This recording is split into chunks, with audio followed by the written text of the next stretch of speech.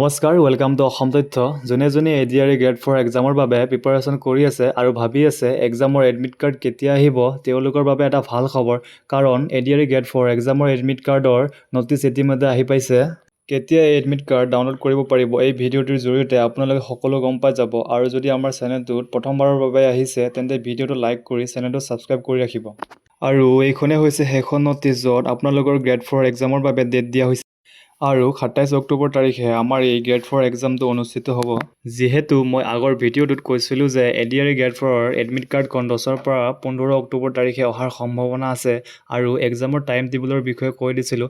যদি ভিডিঅ'টো চোৱা নাই তেন্তে ভিডিঅ'টোৰ লিংক আই বটনত দিয়া হৈছে, আপোনালোকে গৈ এবাৰ চাই ল'ব পাৰিব। আৰু এডমিট কাৰ্ডৰ ডাউনলোড ডেট দিছে 15 অক্টোবৰ 2024 আৰু 11:30ত আপোনালোকৰ এই এডমিট কাৰ্ডখন মুকলি কৰি দিয়া হ'ব। আৰু এডমিট কাৰ্ডৰ নটিচখন ভিডিঅ'টোৰ ডিছক্ৰিপশ্যনত দিয়া আছে, এবাৰ ভালদৰে চাই ল'ব পাৰিব।